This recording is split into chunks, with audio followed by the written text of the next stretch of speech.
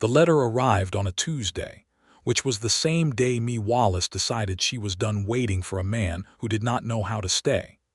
The town of Harlow Creek, Texas, sat low in a valley that filled with red dust every time the wind came down from the northern flats, and in the summer of 1882, the wind had been particularly unkind.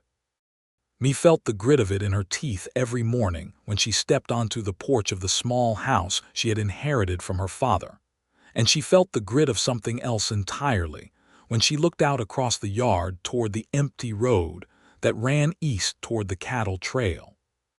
The road where Ira Garrison had ridden away from her 8 months prior without so much as a full explanation, only a hard jaw and a few clipped words about how he was not the kind of man who could be tied to a porch. She had stood there watching the dust settle behind his horse for a long time. She had been 24 years old and in love in a way that felt embarrassing in hindsight, the kind of love that made a practical woman do impractical things, like keep a man's spare saddle blanket folded on the bench inside her door because it smelled like him, and she could not bring herself to store it in the barn. She had burned that blanket in October when the first cold front came through, watching the wool curl and blacken in the yard fire while her neighbor, old Dora Finch, pretended not to notice from across the fence. The letter was not from Ira. It was from a land office in Fort Worth, informing her that her claim on the eastern parcel of her father's original property was being contested by a man named Hollis Creed, who had apparently filed a deed with the county recorder 2 weeks prior claiming that a debt owed to him by her late father had gone unpaid. Mae read the letter twice standing in her doorway, her coffee going cold in her hand, the morning sun already fierce across the yard. Her father, Benjamin Wallace, had been gone 2 years. He had been a good man who had kept poor records, and Mae had spent the better part of the year after his death trying to untangle his paperwork from the general disorder he had lived in. She had not found anything referencing a debt to Hollis Creed. She was not even sure she knew who Hollis Creed was. She found out 3 days later when he rode into town with 2 of his hands and tied his horse outside the office of Mr. Callum, the county land agent. She had been at the general store across the street buying flour and a spool of thread when she saw him dismount. He was a wide man with a neat mustache and the practiced ease of someone who had always owned things other people wanted. He glanced toward the store window without particular interest and went inside the land office. Mae finished her purchase and walked directly to the land office herself. She was not the kind of woman who waited for trouble to come and find her. Mr. Callum looked uncomfortable when she pushed open the door, which told her everything she needed to know about how he expected this to go. Creed turned from the counter with the slow, pleased expression of a man who had already decided the outcome of the conversation. "Miss Wallace, Mr. Callum said, standing behind his desk and looking at his papers with great dedication. "Mr. Creed here has a filed deed reflecting a lien against your father's eastern parcel for a sum of $420. I would like to see the original agreement," Mae said. She set her basket on the nearest chair and folded her hands in front of her, which was something she did when she needed to appear calmer than she felt. "The agreement is a private document," Creed said. "Then you will have a difficult time proving it in front of Judge Albright," she said, "who I intend to write to this afternoon." Creed's pleasant expression did not change, but something shifted behind his eyes. He was the kind of man who underestimated women reflexively and then had to recalibrate when they turned out to have spines. "Your father was a gambling man, Miss Wallace. The debt was accrued over several seasons at my establishment in Abilene. I have receipts." Mae had not known her father gambled in Abilene. She kept her face arranged carefully. "Then you will have no difficulty presenting those receipts to Judge Albright," she said again, and picked up her basket and walked out. She sat at her kitchen table that evening with a lamp burning low and her father's old tin strongbox open in front of her, going through every piece of paper she had ever found in his desk. There were letters. There were old land surveys. There were receipts for cattle sales and seed purchases, and one completely inexplicable invoice from a milliner in San Antonio. There was no mention of Holly's creed and no mention of a debt. What there was, tucked into the back corner of the box beneath a survey map, was a promissory note in her father's handwriting acknowledging a loan of $200 from a man identified only as H. Creed, dated 4 years prior, with no terms and no repayment record. $200, not 420. She stared at the number for a long time. Outside, the wind moved through the mesquite trees along the fence line, and somewhere in the dark, a coyote started up its thin, lonesome cry, and Mae Wallace sat with her father's old lamp and thought about the eastern parcel, which was the best grazing land on the property, and the piece she had been quietly expanding with a small herd of her own cattle over the past year. Without it, she would lose half her income. She would probably lose the house within 2 years. She wrote the letter to Judge Albright that night and posted it the next morning. And that was the Tuesday that Ira Garrison rode back into Harlow Creek. She did not see him ride in. She heard about it from Dora Finch, who appeared at the back fence at 3:30 with an expression on her face that mixed genuine concern with something that Mae uncharitably identified as anticipation. Dora Finch was 70 years old and had seen enough of other people's drama to have developed a connoisseur's appreciation for it. "Ira Garrison is over at the Dusty Bell having a meal," Dora said, by way of opening. "Came in on that same gray horse about an hour ago. Tom Pryor told my nephew.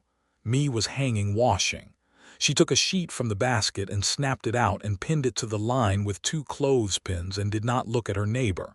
Thank you, Dora." "Thinner," Dora offered. "I expect so. Tom said he asked after you." Mae picked up another sheet.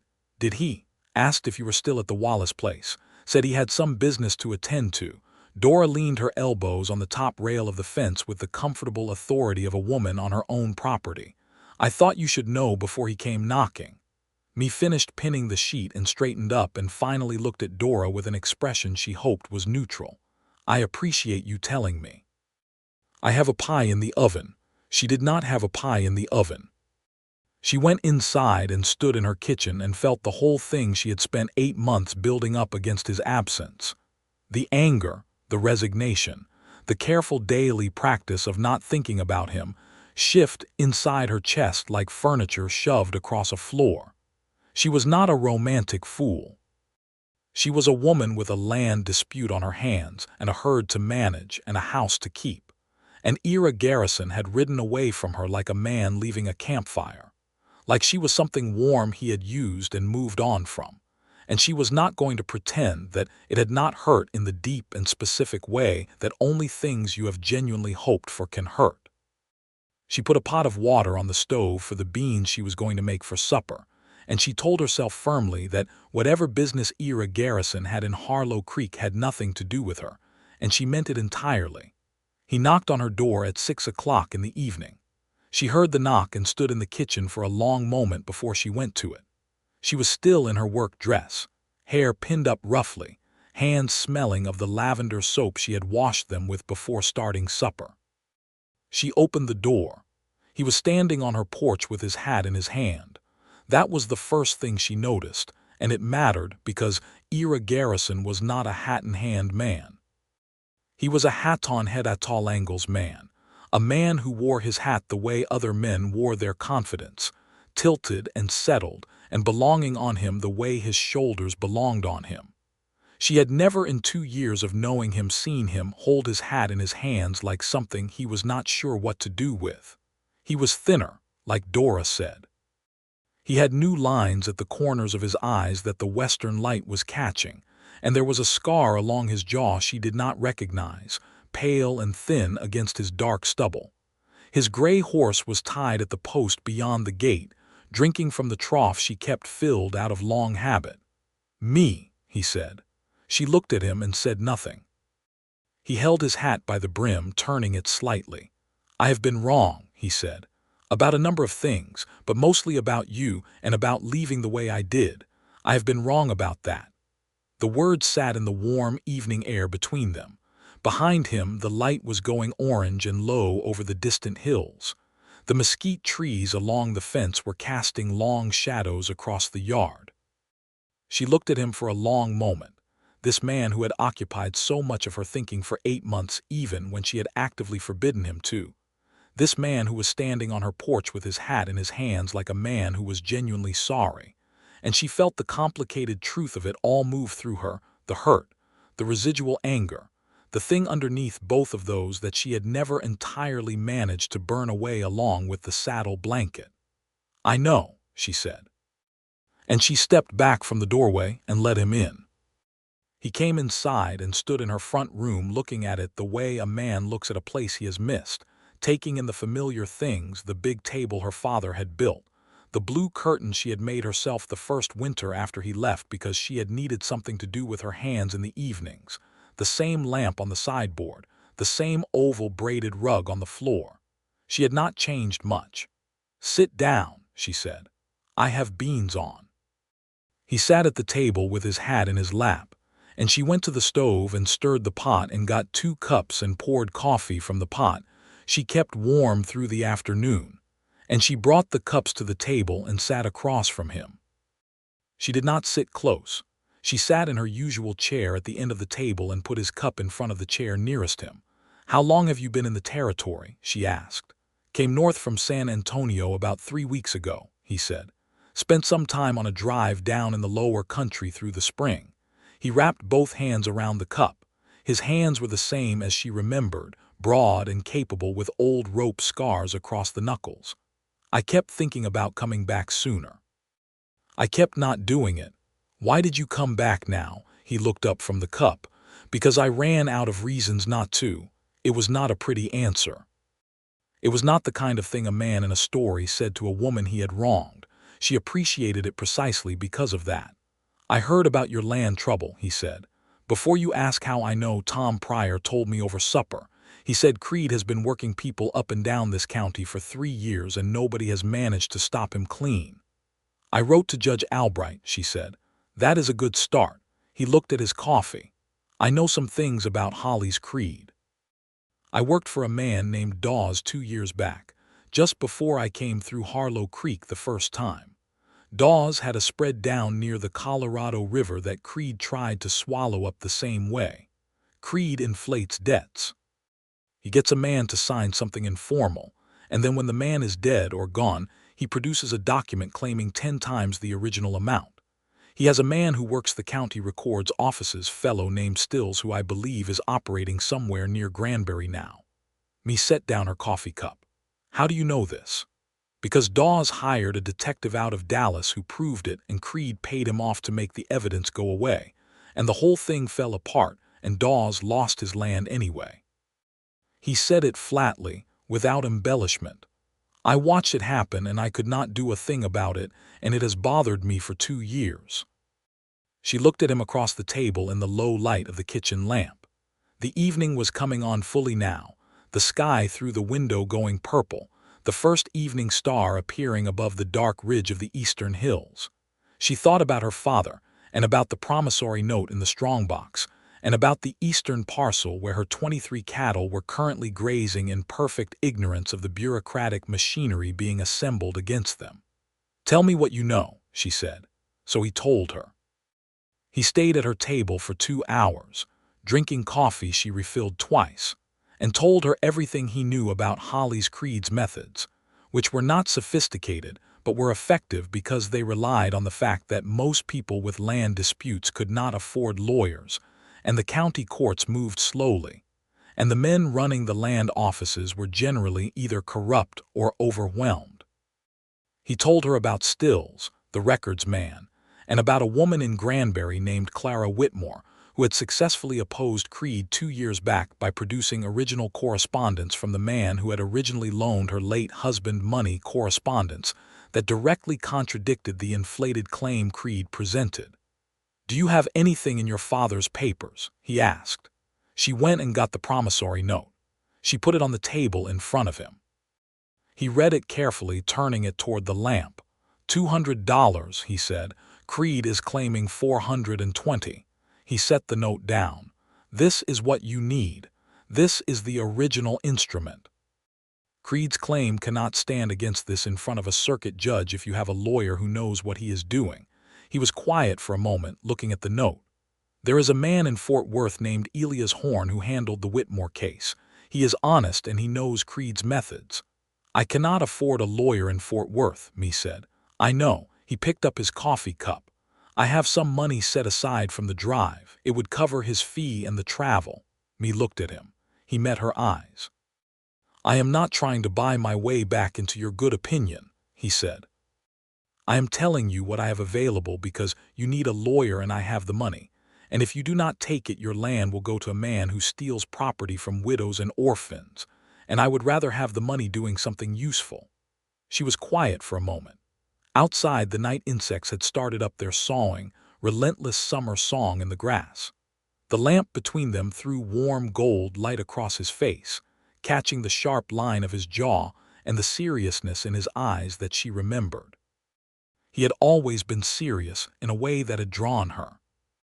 Not grim, not cold, but genuinely serious about things, about what was right and what was not, about the difference between a man's word and his actions. It had made his leaving more confusing, not less. A man that's serious about right and wrong did not just ride away without cause. She had spent 8 months turning the question over like a stone in her pocket. Why did you leave? She asked. Not as an accusation. She kept her voice level, factual. You said you were not the kind of man who could be tied to a porch. That is not a reason. That is a statement. I want the reason. He was quiet for long enough that she thought he might not answer. He set his cup down carefully and looked at the table. When he spoke to the grain of the wood rather than to her. My father lost everything when I was 12 years old, he said. House, land, cattle, everything. He had borrowed against the property to expand the herd and the drought hit and the bank called the note and we were gone in 6 weeks. My mother took my sister east to her family and I went with my father to work other men's ranches for the next 6 years until he drank himself to the end. He paused. I swore I would never owe anything to anybody, never have a piece of ground I could lose, never give anything a big enough grip on me that losing it could break something. He finally looked up at her. Then I met you, he said, and you were, he stopped, tried again.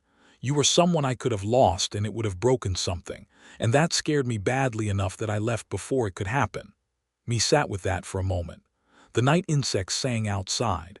The lamp burned steadily between them. That is the most foolish logic I have ever heard from an otherwise sensible man, she said. Something shifted in his expression, the very edge of a smile quickly controlled. I know that now.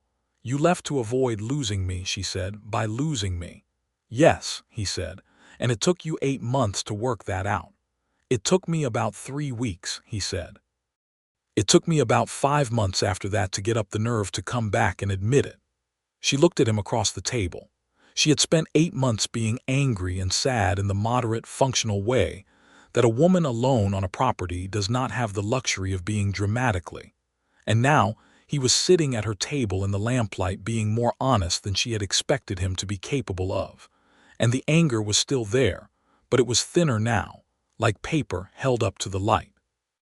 I am not going to pretend the last 8 months were nothing, she said. I do not expect you to. And I am not going to let you just pick up where we left off like you stepped out for an errand. I understand that, but I am also not going to turn away help when my land is being stolen. She picked up her coffee cup. You can stay in the barn tonight. I will think about the lawyer. He nodded once, accepting that with the gravity it deserved. Thank you. Thank me when the land is still mine. He took the barn, and she lay awake in her bed for a long time that night listening to the sounds of the house, and thinking about the specific cruelty of loving someone who was afraid of loving you back, and about the fact that she had known it was fear. Even in the anger of his leaving, she had suspected it was fear, and being right about that did not make anything simpler, but it did make it slightly less like a wound and slightly more like a problem. And Mae Wallace had always preferred problems to wounds, because problems could be addressed. In the morning, she went to the barn and found him already awake, patching the hinge on the barn door that had been sticking since spring, working with the focused quiet of a man who was used to finding useful things to do with himself. She stood in the barn door and watched him work for a moment before he noticed her. "I will write to Elias Horn," she said, "and I will accept the loan of the lawyer's fee, on the condition that it is a loan and I will repay it when the herd sells in the fall." He straightened up and looked at her. "Agreed. And you are welcome to sleep in the barn and take your meals here while we deal with Creed, on the condition that you do not take anything for granted." "I would not," he said. She nodded. "Good. There is breakfast." Over the following week, Mae drafted her letter to Elias Horn in Fort Worth, and Ira wrote a separate letter providing what he knew about the Creed method and the name of his contact in the Dawes matter who could speak to the pattern of fraud. They sent both letters on a Wednesday and settled in to wait for the response, which Horn promised by telegraph would be forthcoming within the week. In the meantime, life at the Wallace property continued with the kind of ordinary rhythm that Mae had found over the past year to be both steadying and slightly lonely. There were fences to check and cattle to move to the better grass along the creek and the kitchen garden to water in the relentless summer heat. Ira worked alongside her without being asked to, and without making a production of it, the way a man works when he has done ranch work all his life, and being useful is simply what he does with his body while his mind is on other things. She found she had forgotten how agreeable it was to have company in the physical work of the place. Not just any company. She had help from young Charlie Pryor, Tom's boy, 2 days a week, but the company of someone who moved through the work with the same instinctive sense of what needed doing that she had developed over years of doing it alone. They would be at opposite ends of a fence line, and then find themselves at the same post at the same moment, both having identified it as the one that needed shoring up, and there would be a brief, odd look between them that was partly amusement and partly something warmer that neither of them addressed directly. At supper on the fourth evening, Ira asked her about the herd. She told him about expanding from 12 cattle to 23 over the past 18 months, about the bulls she had bought from a rancher in Parker County, and the quality of the calves she had gotten in the spring, about her plan to sell to the Fort Worth market in the autumn, and use the income to put in a proper windmill pump so she would not have to rely on the creek during the dry months. He listened to all of it with genuine attention, asking questions that demonstrated he understood cattle and range management, and at some point in the conversation Mae became aware that they had been talking for over an hour and that she had not once felt the strained awareness of someone performing normality. They were just talking. "You built this yourself," he said, not quite a question. He was looking at her with something she could not quite parse, something careful and wondering. "My father built the original house," she said. "I built the rest of it, the herd, the garden expansion, the additional fence line. After your father died." "Yes." "You were 23 years old and you just," he paused, seemed to search for the right word. "You just kept going." "There was not an alternative," she said. "It was my land, it was my livelihood." She looked at him. "What did you expect I would do?" "I suppose I expected what most people would do," he said. "Sell up, go to family, find a husband to manage the property." "I do not have family to go to, and I am not particularly interested in finding someone to manage what I am perfectly capable of managing myself," she said, and there was enough of an edge in her voice that he recognized it and raised both hands in a brief, mild gesture of concession. "I meant no criticism," he said. I am genuinely in awe of it, Mae. That is what I was trying to say badly." She looked at him across the table and the edge went out of her voice. "I know," she said. "I am sorry. I have said that particular sentence about managing my own property to enough people who meant it as a judgment that I hear it wrong sometimes." "Who has said it as a judgment?" "Mr. Callum at the land office mostly," she said. "And Reverend Gaines, who believes a woman without a husband is an incomplete sentence. And Creed, in his first letter, which implied that I must have someone advising me because no woman would know how to respond to a legal notice on her own." Ira was quiet for a moment. His jaw had tightened slightly. "I want to be very clear that I do not think any of those things." "I know you do not," she said. "You are annoying in different ways." This time the smile came and stayed a moment before he put it away. "That is fair." The telegraph response from Elias Horn arrived on a Friday, relayed through the Harlow Creek post office where Mee had arranged to receive messages. Horn had reviewed the information and was prepared to take the case. He requested the original promissory note and any other documentation she had, and advised her to secure the documents physically. He had known Creed's men to create diversions specifically to access a property and interfere with papers. Mee read the telegram twice and felt the first genuine loosening of the knot she had been carrying in her chest since the letter from the land office arrived. Ira read the telegram over her shoulder at the post office, which was the closest he had stood to her since his return, close enough that she could feel the warmth of him in the cool shade of the building. He stepped back when she turned around. "We should bring the documents somewhere secure," he said. "Not the house while Creed has people moving around the county."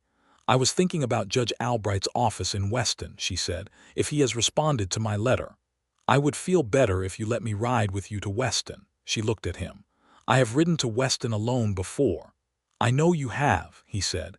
"Creed's men are a different consideration than the ordinary road." She knew he was right. She did not particularly enjoy knowing he was right. "We can go tomorrow morning," she said. The ride to Weston was 16 miles over a road that wound through scrub country and low red rock formations, and it took most of the morning at a steady pace. Mee rode her bay mare, Clover and Ira rode his gray, and they rode side by side on the wider stretches with the early heat building around them and the cicadas already going in the brush and the big country opening up ahead. She had always loved this particular road, the way the rock formations caught the light in layers, the way the sky was a specific shade of blue out here that she had not seen anywhere else, although she had not been many other places. About 4 miles out from Harlow Creek, they encountered a rider coming the other way who slowed when he saw them and touched his hat at me before passing, and she saw Ira's eyes track the man for a long moment in the direction he had come from. "That was one of Creed's hands," Ira said, once the man was 100 yards behind them. "You recognized him." "Saw him when I came through Harlow Creek. He was with Creed outside the land office. He kept his voice level, his eyes forward. Keep riding normally." They kept riding normally. Nothing happened. But Mee was aware for the rest of the ride of Ira's quiet, steady attention to the road and the country around them, the kind of watchfulness that came from years of moving through spaces where trouble could come from unexpected directions. It was not a nervous watchfulness. It was the same quality of attention he gave to everything, applied outward to the landscape. She found it reassuring in a way she did not examine too closely. Judge Albright had received her letter and was sympathetic but clear about the scope of what a circuit judge could do in advance of a hearing. He could not halt the claim, but he could schedule a hearing within 60 days, and he could formally request that Creed's documentation be authenticated before the hearing, which Elias Horn had apparently already anticipated and mentioned in his correspondence.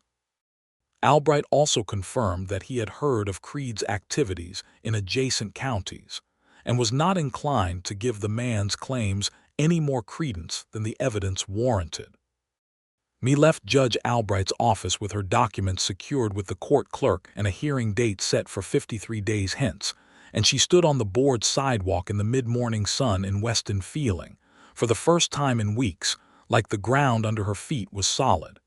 Ira came out of the office behind her and stood beside her on the sidewalk. 53 days, she said. Horn will have everything he needs well before then, he said. Creed knows it too, which is why his man was on that road this morning. He squinted out at the street where a wagon was pulling up outside the feed store. He may try to make things uncomfortable before the hearing. Let him try, Mee said, and meant it completely. They had lunch at the only establishment in Weston that served food during the day, a small place run by a woman named Delia Marsh, who had lost her own husband 3 years before and turned her considerable domestic skills into a modest business. The food was good, and the room was cool and shaded by a big cottonwood tree outside the window, and me ate her meal and drank her coffee and watched Weston going about its ordinary business through the window glass and felt, with a clarity that surprised her, how much she liked her life out here. The difficulty of it and the beauty of it in the same measure. "What happened to you this past winter?" she asked, because she had been wondering about the scar on his jaw and about the things he had not yet told her, and because 53 days was not so short that she could not afford to take her time. He told her about the drive from San Antonio, which had gone badly in the last quarter due to a dispute between the trail boss and the land grant holders in the middle stretch, resulting in 3 weeks of delays and a detour that added 60 miles and cost several head of cattle. He told her about the scar, which was from a disagreement in a border town that he described with the clipped brevity of a man who has been in fights and does not feel the need to dramatize them. He told her about the night in February when he had sat in a borrowed bunkhouse in the middle country and written a letter to her and then not sent it. "What did the letter say?" she asked. "It said that I was sorry and that I had been a fool, and that I thought about her every morning when I woke up and every evening before I slept, and a good portion of the time in between." She looked at him across the small table, the remains of lunch between them and the cottonwood shifting in the light wind outside and the sound of the town coming in around the edges. "Why did you not send it?" "Because a letter like that deserves a man who shows up," he said, "not paper."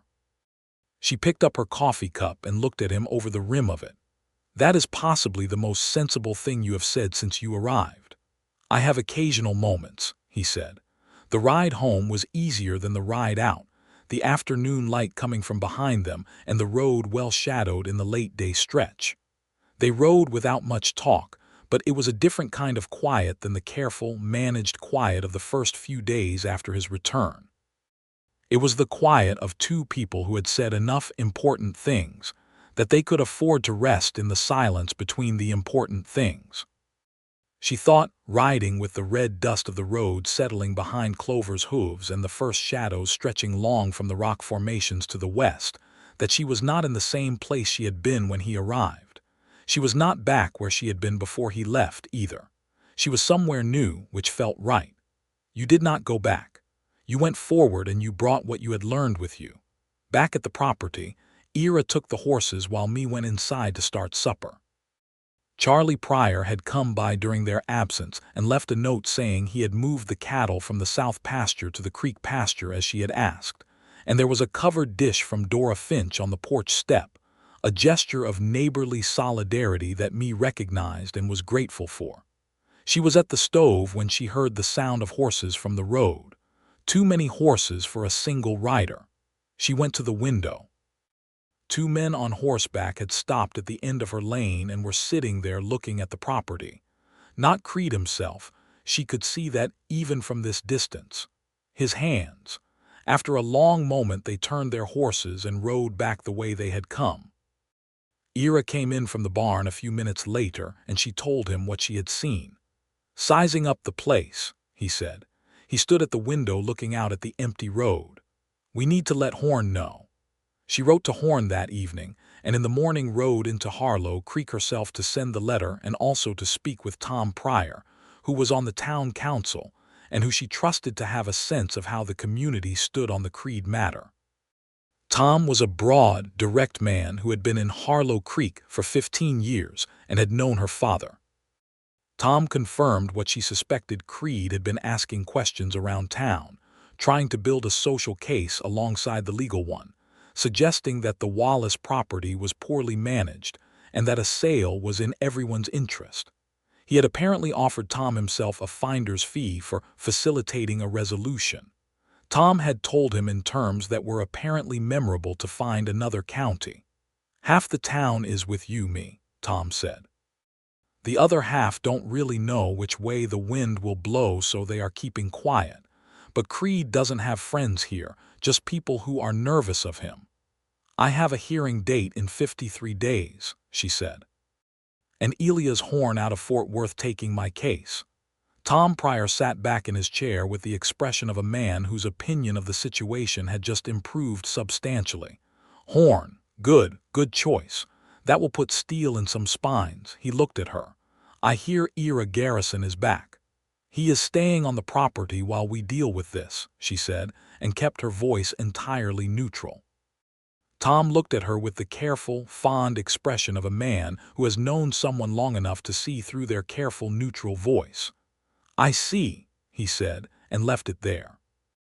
Over the following weeks, the legal machinery moved with the slow deliberateness of the Texas court system, while Ira Garrison became, by incremental degrees, a genuine part of the daily life of the Wallace property.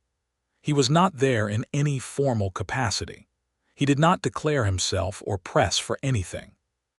He was simply present and useful and increasingly, quietly essential, not in the way of someone who had made himself indispensable through strategy, but in the natural way of someone who fit the place. He repaired the sticking barn door properly and replaced 3 fence posts that had been going soft since the previous winter, and spent 2 full days clearing the irrigation ditch along the kitchen garden that had been partially blocked since the spring floods.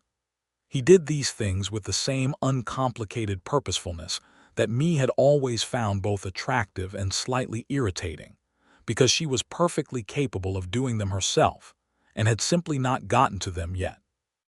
The ditch did not need to be done today, she told him, the evening after he finished it. I know, he said. He was washing his hands at the pump, the evening light turning his shoulders gold. But it was there and I had the time. I was going to do it in August. Now you have August free, he said, and there was nothing in his tone but simple practicality, and she could not find a reasonable objection to it, so she did not say anything else on the subject. In the evenings they sat on the porch when the heat allowed it, which was not every evening but was some of them, and they talked. They talked about things they had not talked about when they were first getting to know each other, more difficult things, more specific things. He told her more about his father and the dispossession and the 6 years of itinerant ranch work and the particular kind of aloneness that becomes so familiar it starts to feel like a preference. She told him about her mother, who had died when Mae was 8, and about her father's grief, which had been private and thorough, and which she understood better now than she had as a child. She told him about the first year after her father died, when she had been 22 and alone on the property and uncertain of almost everything, but absolutely certain that she was not going to give it up. My mother always said this land was where she was happiest, she said one evening, looking out at the darkening hills beyond the fence.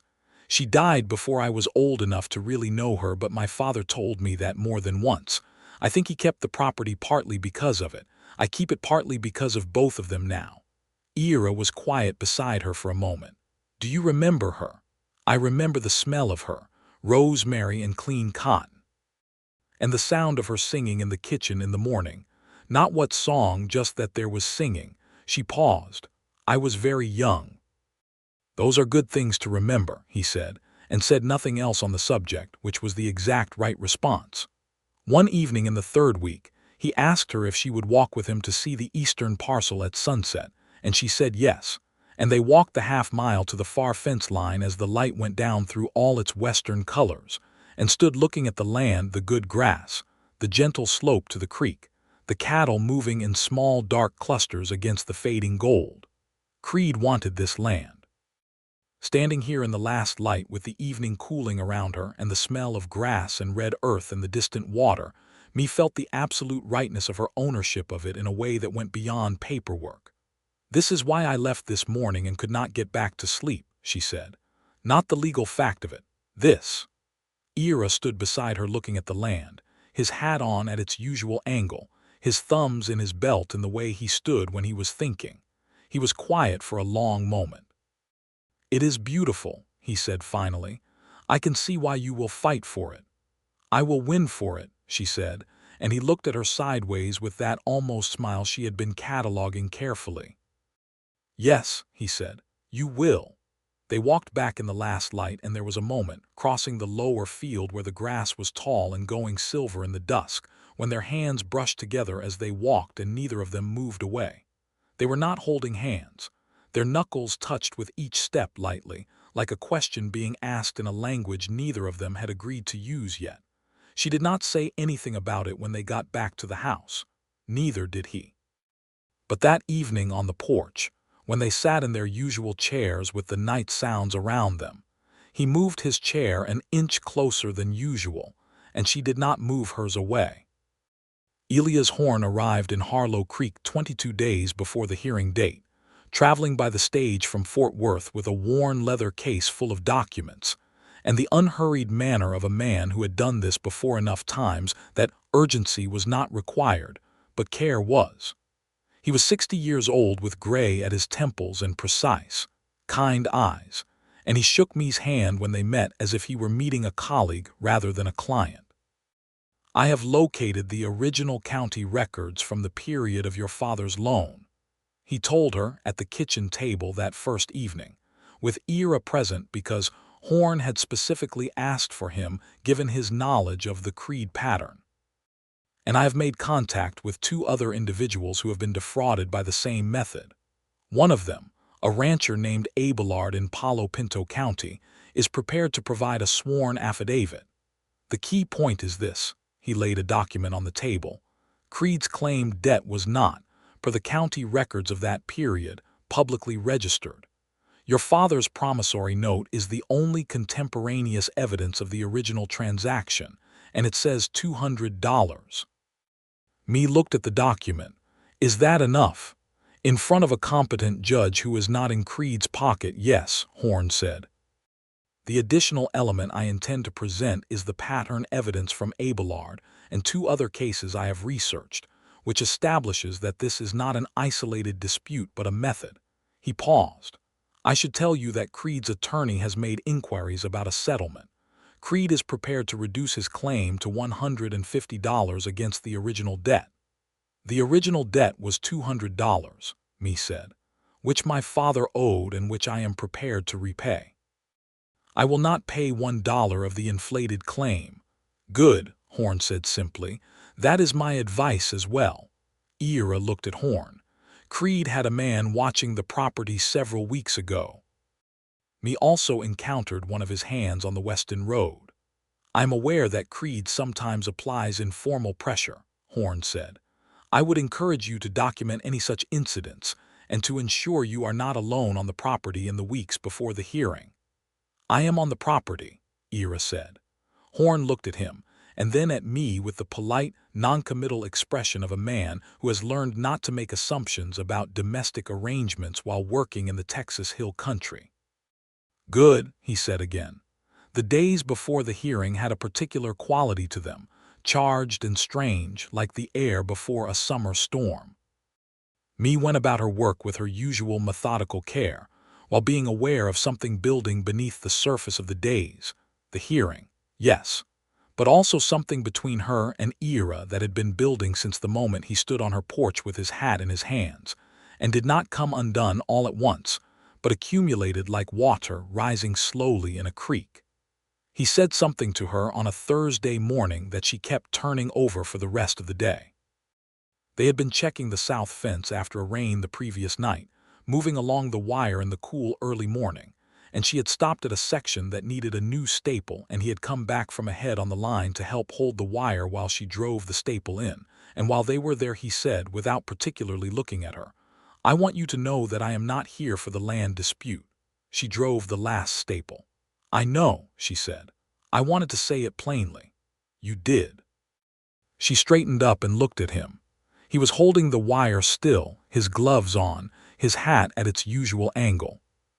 The morning light was coming gold and low through the mesquite, and the wet grass was sparkling with it, and he looked, she thought, entirely at home here in a way that struck her with a particular force. "I am still not where I was before you left," she said. "I want to be plain about that too." "I know," he said, "but I am not where I was a month ago." She said it carefully. I want to be fair about that." He looked at her with those serious eyes, and something in his expression shifted, something careful and hopeful that he did not try to hide. "That is enough," he said. "That is more than enough." They drove the next staple and moved on down the line, and the day continued with its ordinary work, and me carried the conversation inside her like something she was not ready to put down yet. The hearing before Judge Albright was held on a Tuesday morning in the Weston Courthouse, a single large room that smelled of old wood and paper and the particular staleness of official proceedings. Me sat at the plaintiff's table with Elia's horn on her left and the original promissory note, and all supporting documents arranged before them. Creed sat at the opposite table with his attorney, a man named Farrow from Abilene who wore a good suit and the expression of a man calculating odds. Ira sat in the gallery behind me with Tom Pryor and Dora Finch, who had insisted on coming and whom no one had felt equal to dissuading. The hearing lasted 4 hours. Horn was methodical and clear. He presented the promissory note, the record's evidence, and the pattern affidavits from Abelard and the other cases, and he walked Judge Albright through the discrepancy between the original instrument and Creed's claim with the patient, precise energy of someone who had done this enough times to know exactly which facts the judge needed to see and in what order. Creed's attorney argued that the promissory note was a partial record and that additional oral agreements had been made, but when pressed on the evidentiary basis for this argument, was unable to produce anything beyond Creed's own assertion. Judge Albright asked Creed several direct questions about the terms and timing of the alleged additional agreement, and Creed's answers had the quality of improvisation. After a recess, Judge Albright returned with his decision. The claim against the Wallace Eastern parcel was dismissed. The original debt of $200 per the promissory note was acknowledged as valid, and me was given 60 days to arrange repayment. Court costs were assessed to Creed. The room was very quiet for a moment after the judge read his decision, and then Dora Finch made a small sound of profound satisfaction, and Tom Pryor leaned back in his bench seat and exhaled, and me sat at the plaintiff's table looking at the judge's papers and felt something release in her chest that she had been holding tight since the day the letter arrived. She turned around. Ira was looking at her from the gallery with that careful, serious expression, and when their eyes met, something moved across his face that was warm and quiet and entirely genuine, and she turned back to the table before she let herself respond to it properly. Outside after the proceedings, in the warm morning air on the courthouse steps, Horn shook her hand and discussed the repayment arrangements for the $200, which they agreed she would manage from the autumn cattle sale, and then he gathered his papers and his worn case and departed for the stage back to Fort Worth. Tom Pryor clapped me on the shoulder with the hearty approval of a man whose faith has been vindicated. Dora Finch embraced her briefly and told her that her father would be very proud, which made me's throat go tight in a way she managed by looking at the sky above the Weston rooftops and breathing evenly. And then it was just the two of them on the courthouse steps with the morning going about its business around them. "Well," Ira said. "Well," she agreed. "Your land," he said. "My land." She looked out at the street where a cart was making its slow way past with a load of lumber and 2 chickens somehow riding on top of the lumber, looking extremely inconvenienced by their circumstances. "I should buy Horn a very good bottle of whiskey." "I will add to that," he said. They stood there for a moment. Me felt the absence of the crisis like a sudden lightness, the way you feel when you put down something heavy you have been carrying so long you forgot it was heavy. "Ira," she said. "Yes. I would like to say something, and I want you to let me finish it before you respond." He turned slightly toward her on the steps, giving her his full attention. "When you left," she said, "the thing that was hardest was not the leaving. It was not knowing whether what we had was as real for you as it was for me, or whether I had mistaken something practical for something more. And then you came back and you were honest with me, more honest than I expected, and I have spent these past weeks watching you be exactly who I thought you were, exactly the person I was falling in love with before, and I think," she paused, finding the right words, "I think the thing I was afraid of was feeling like a fool. And I do not feel like a fool. I feel like a woman who loved a man who was afraid and who has now seen him not be afraid." She looked at him. "So I wanted to tell you that." He was quiet for a moment, which she had learned was not lack of response, but the signal that his response was going to matter to him. "Me," he said. "I have been in love with you since the second month I knew you. Not before, because I needed that first month to talk myself out of it, and the talking out did not work." He said it with the precision of a man making a formal statement, which made it more rather than less moving. "I left because I was afraid of exactly what I have found here anyway, which is a life I do not want to walk away from. I am not afraid of that anymore. I am afraid of wasting any more time being afraid of it." The morning light fell across the courthouse steps, and the street went about its business, and somewhere a church bell in Weston was beginning to count the hour. And Mae Wallace looked at Ira Garrison and saw him clear and complete. The fear and the honesty, and the seriousness, and the humor and the hands that had fixed her fence and her barn, and the eyes that tracked the horizon for trouble, and the man who had come to her door with his hat in his hands, and said he had been wrong. She took one step toward him on the courthouse steps and put her hand against his jaw, the one with the new pale scar, and felt him go very still. "Then stop wasting it," she said.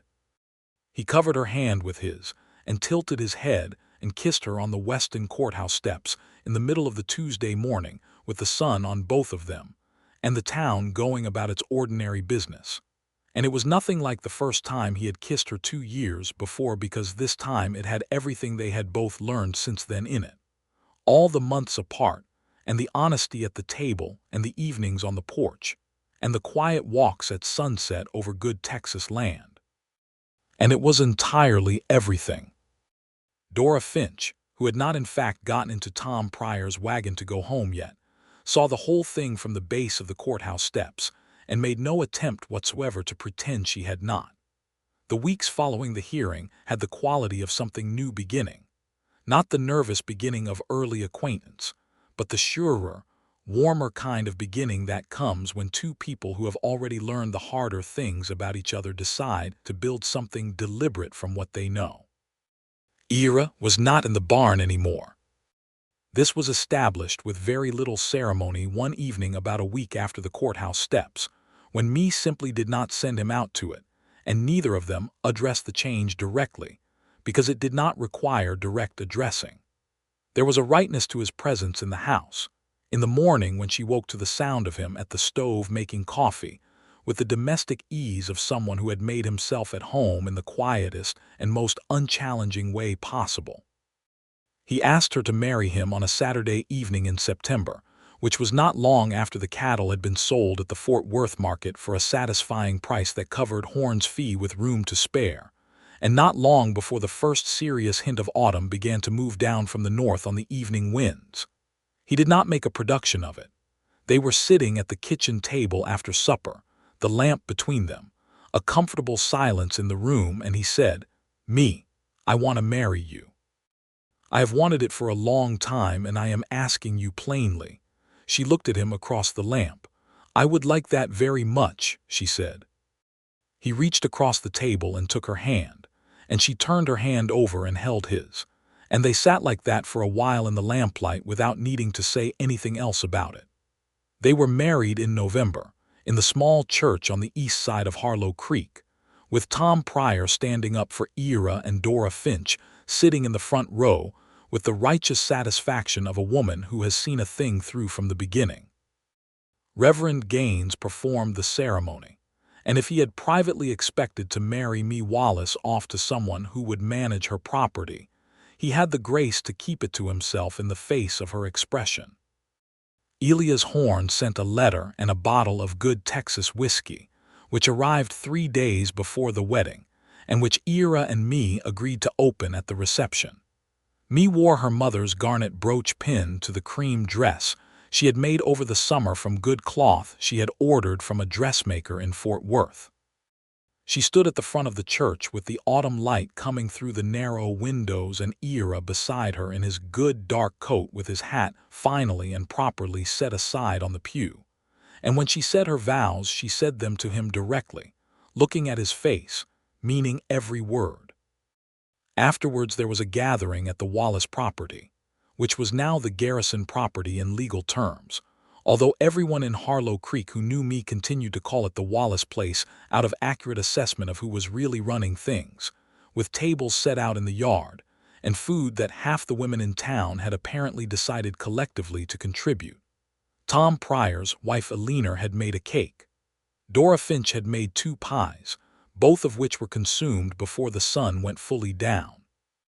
Charlie Pryor played fiddle on the porch with 2 of his friends, and people danced in the yard on the packed red earth under the October stars, and me danced with Ira with her hand in his and his arm around her, and the music going up into the clear night air, and she thought that she had not known, 2 years ago or 8 months ago or even at the beginning of the summer, that it would look like this.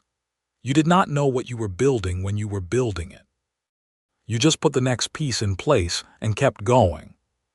He led her through a second dance and then a third, and at some point they simply stopped dancing and stood together in the yard with the music still playing and the stars very bright and the lights from the house warm across the ground. "Happy?" he asked her. "Extremely," she said. "You?" "More than I know how to say properly," he said, and she believed him completely. The first winter of their marriage was cold by Texas standards, the kind of winter the old-timers called a blue northern winter, where the cold fronts came through in waves every 2 weeks, and the wind had teeth in it from the north. And they spent it in the way of people who have a house that needs work and a herd to protect, and each other's company to sustain them through the shorter days. They winterized the barn properly and put in better chinked walls in the northeast corner of the house where the cold had always come through, and they made plans for the spring, an additional pasture fence, the windmill pump me had been wanting for 2 years, a better smokehouse. In January, they received a letter from the county land office confirming that the Wallace land claim had been fully restored and the Creed encumbrance formally removed from the record. Me read the letter and handed it to Ira, and he read it and set it on the table, and they looked at each other, and that was all that needed to be said. She told him in February that she was expecting a child. She told him in the morning after breakfast, straightforwardly, because she was a direct woman and the news was good news, and there was no reason to build elaborate ceremony around it. He sat very still for a moment and then stood up from the table and came around to her and took her hands in both of his and looked at her with an expression she had not seen on him before, something entirely open and unhidden, something that was joy without any armor over it. "Me," he said. "In August, I think," she said. "Give or take." He held her hands for a long moment, and then he pulled her into his arms and held her there in the kitchen in the February morning, with the cold pressing at the windows and the house warm around them. And she felt his hands on her back and his face against her hair and his whole body, the good solid fact of him, present and real, and not going anywhere. The pregnancy was uncomplicated, which me was grateful for, and which she attributed to the general stubbornness that had served her well in most areas of life. She managed the property through the spring with her usual efficiency, modifying her activities as common sense required, and the cattle did well in the good spring grass, and the windmill pump was installed in April by a man from Fort Worth who had done 4 others in the county, and who was gratifyingly competent. The water situation improved dramatically, and me felt she could have kissed the pump enthusiastically, if that would not have disturbed the man installing it. The baby arrived in August, late in the afternoon on a Tuesday again, which me found characteristic of her life's habit of important things happening on Tuesdays. He was a boy, 7 pounds and entirely certain about his opinions from the first moment, which Dora Finch, who had assisted at the birth with the competence of a woman who had done it many times before in her 70 years, said was a very good sign. Ira came into the bedroom and sat on the edge of the bed where Mee was propped against the pillows holding their son, and he looked at the baby with the same open, unguarded expression he had worn in the February kitchen, and she watched him touch the boy's hand with one careful finger and feel the grip of the tiny fist around it, and his whole face changed in a way she would remember for the rest of her life. "Benjamin," she said, "for my father, if you agree." He looked up at her and his eyes were bright. "Benjamin," he said, "yes, that is exactly right." They named him Benjamin Wallace Garrison, and from his first weeks it was apparent that he was going to be loud, opinionated, and deeply pleased with himself, which Ira said with great affection was entirely his mother's influence.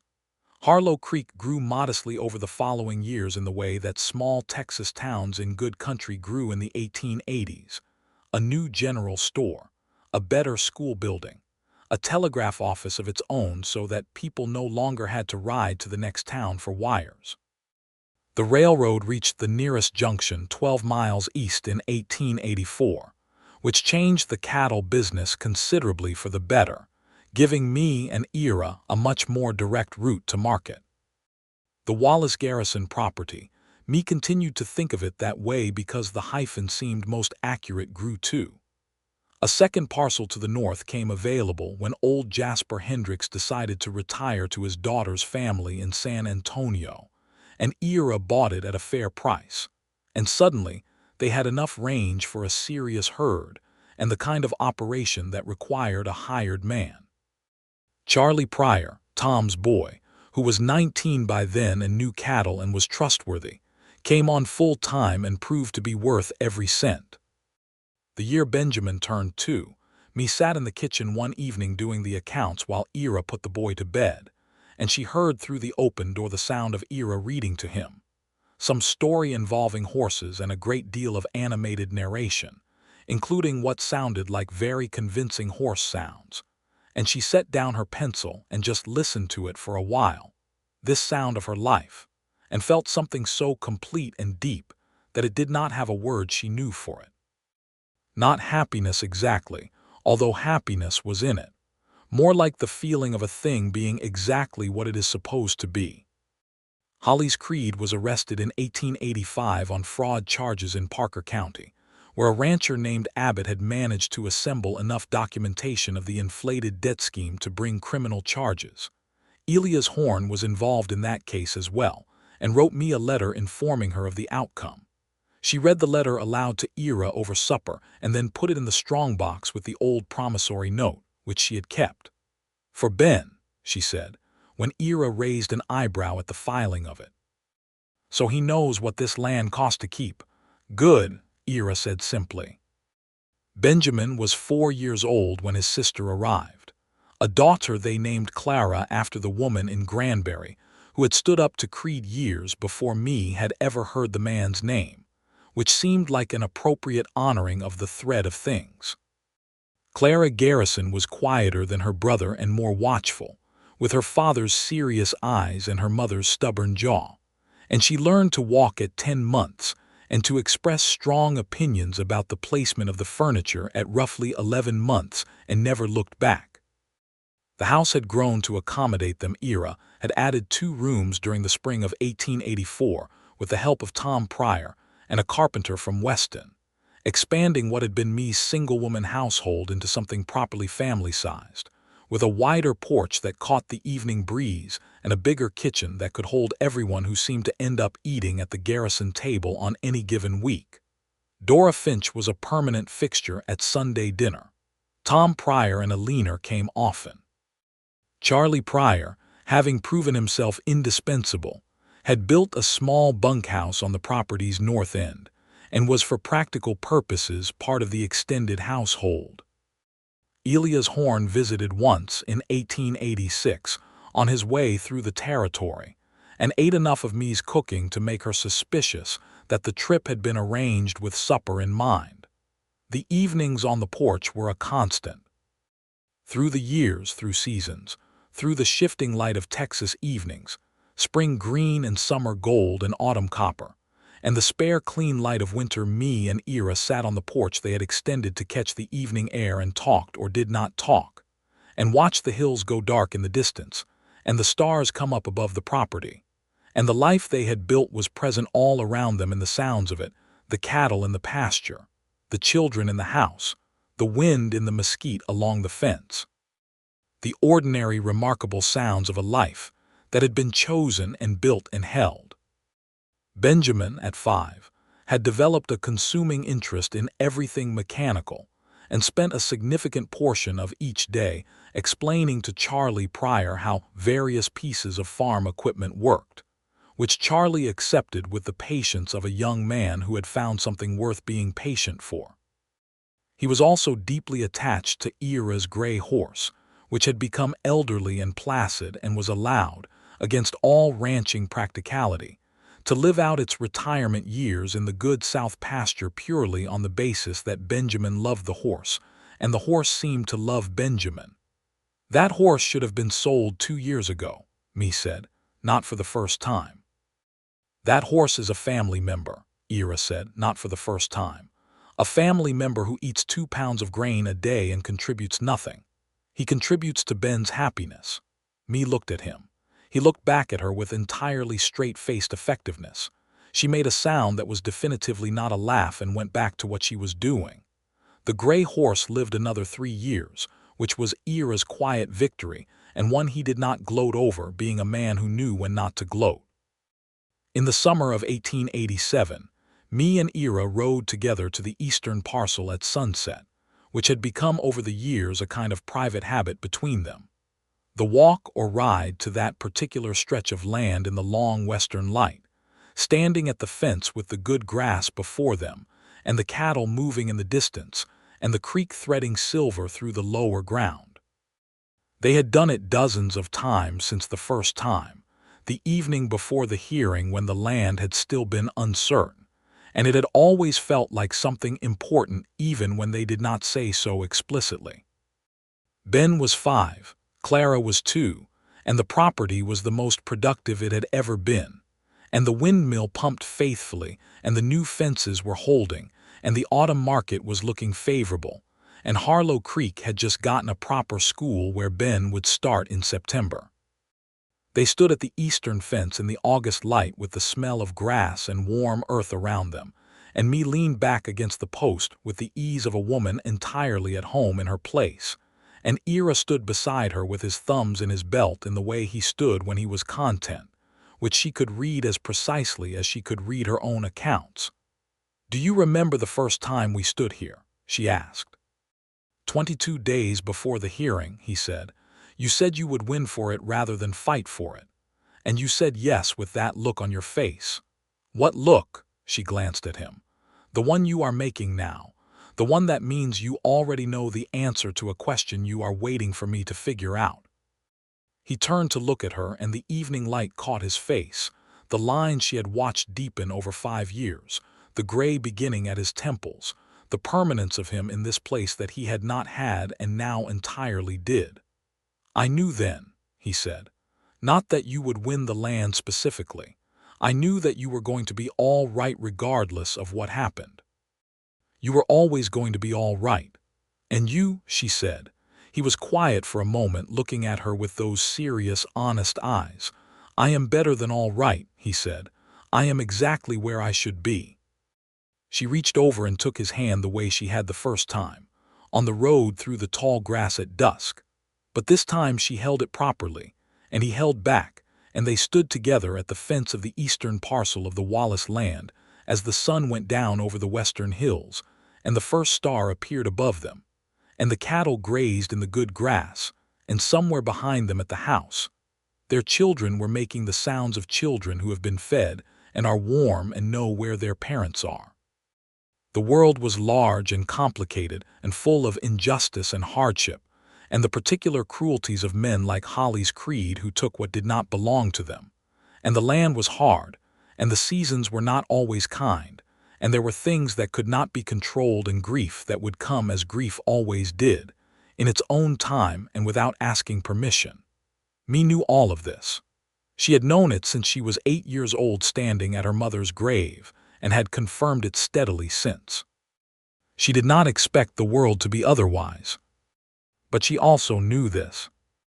The eastern parcel in the last evening light, and Ira's hand in hers, and Benjamin's voice from the house asking something about horses with the inexhaustible curiosity of a 5-year-old, and Clara's small, serious face at the kitchen window looking for them, and Dora Finch's light visible through the trees across the fence line, and the cattle in the good grass, and the windmill turning slowly in the evening air, and the life built on this ground by her mother and her father and herself, and now the two of them together.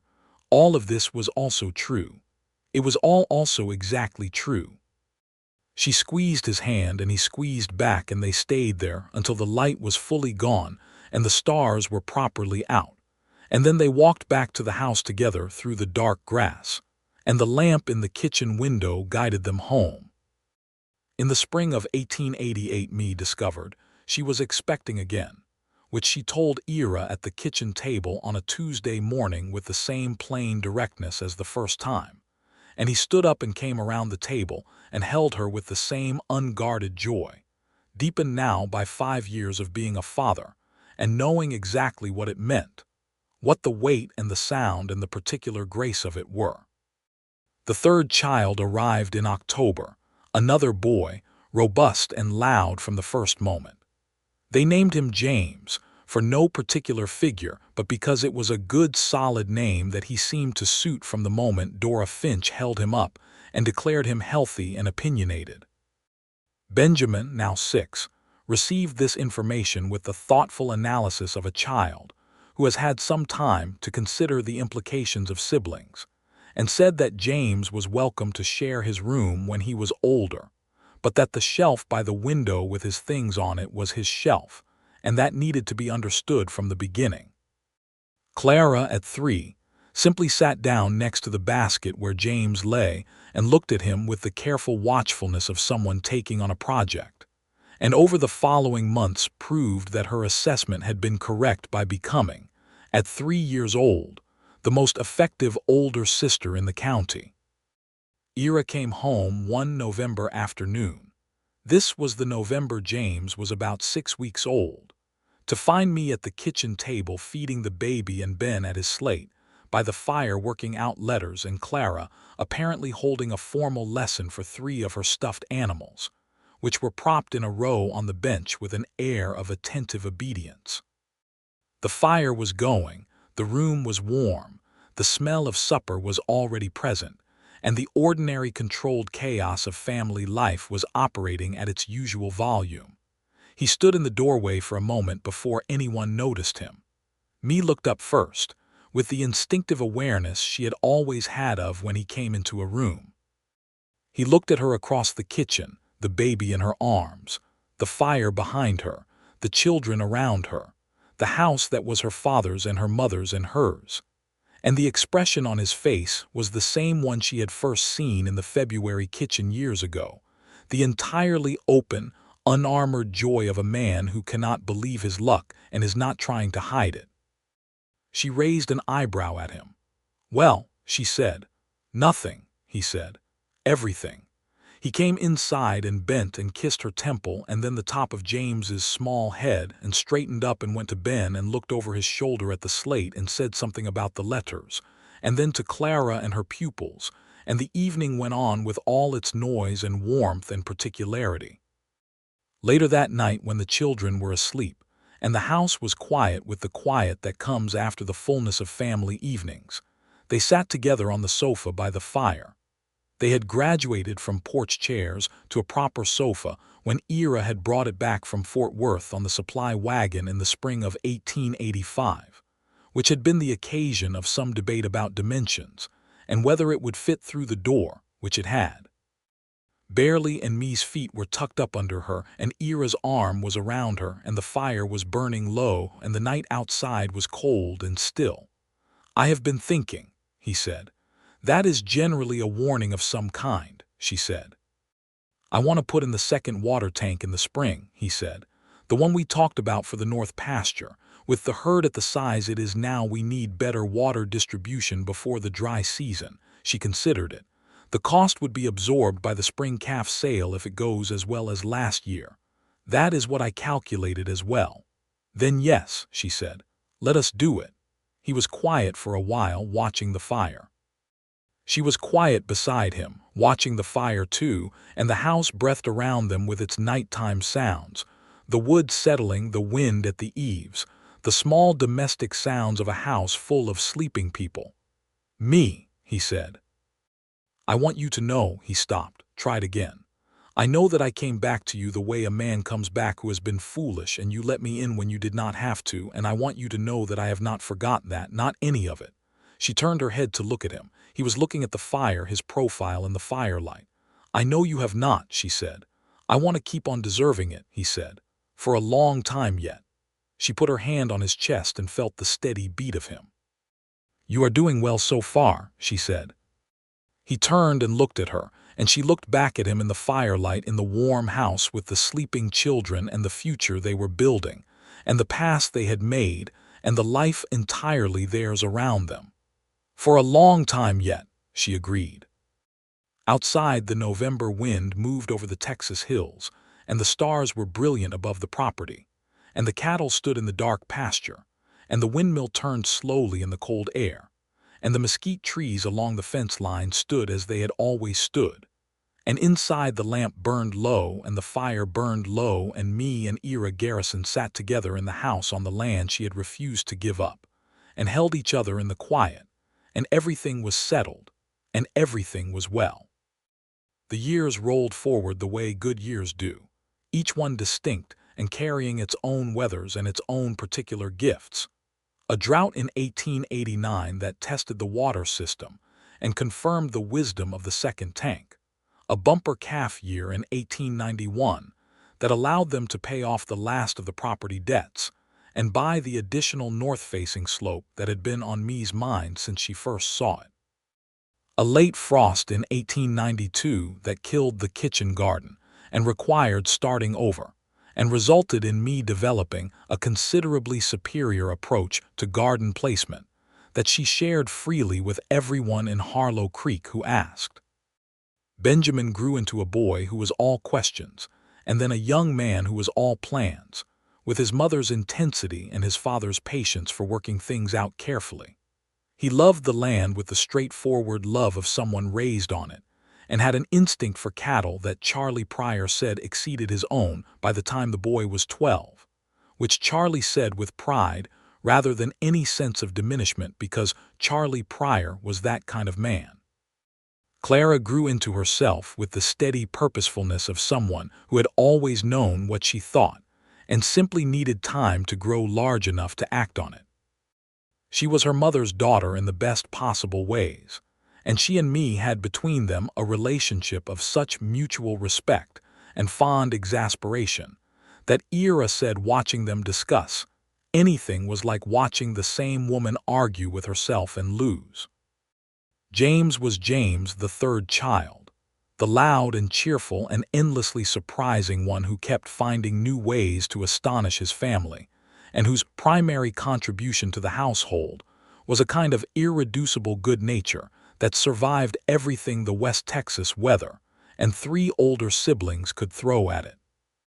On a Thursday evening in the autumn of 1893, 11 years after Ira had first ridden back to Harlow Creek and knocked at Me's door with his hat in his hands, Me stood on the porch of the house she had been born into and rebuilt and expanded and defended and filled with life, and watched the sun go down over the western hills in all its usual extravagance. Benjamin was inside doing the accounts, which he had taken over 2 years ago with a competence that left me genuinely free to think about other things. Clara was at Dora Finch's house. Dora was 80 now and slowing down, and Clara had made herself a regular visitor in the way of someone who does not require instruction to know where they are needed. James was in the barn with Charlie Pryor, learning something mechanical based on the sounds. Ira came out of the house and stood beside her on the porch, 2 cups of coffee, one offered to her, and she took it, and they stood together in the evening. The land was gold and amber in the last light, the grass good, the cattle visible in the far pasture, the hills soft and familiar at the edge of the world. The windmill turned in the evening air. Somewhere in the distance, a last hawk circled in the warm updraft before the night came on. "Same hills," he said. "Same hills," she agreed. She leaned against his shoulder and he put his arm around her, and they drank their coffee and watched the sky turn, and the stars begin to come out above the property that was hers and had always been hers, and would go to their children and might someday go to their children's children. This piece of Texas earth that she had refused to surrender. The door opened behind them and James's voice came through it, loud and cheerful and reporting something about a piece of equipment Charlie Pryor needed a decision on. And the evening proceeded with its familiar fullness, and me answered James's question and Ira made a suggestion and James went back to the barn with the answer he needed, and the porch was quiet again for a moment. "Same hills," me said again softly, and she was not only talking about the hills. He pulled her closer and pressed his lips to her hair, and she closed her eyes and felt the evening air and the warmth of him and the solid earth of the place under her feet, and it was complete. Entirely complete, every thread tied and every question answered, and every piece of the life she had fought for and chosen present around her. This was what the land was for. Not just the cattle and the income and the water rights and the legal claim on the county record.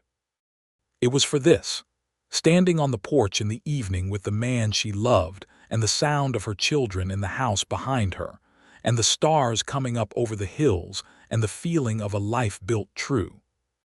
In the morning the work would begin again, and they would be at it side by side, and that was the whole of it and the best of it, and it was more than enough, and it would last. The lamp in the kitchen window burned on, steady and warm, visible from across the fence where Dora Finch sat at her own window and saw it and smiled to herself, and from the lane where the road went east toward the cattle country, and from anywhere within sight of the property, this light that said, "Here is a house, here are people, here is a life that was built with intention and held with love, and it is not going anywhere." It was not going anywhere at all.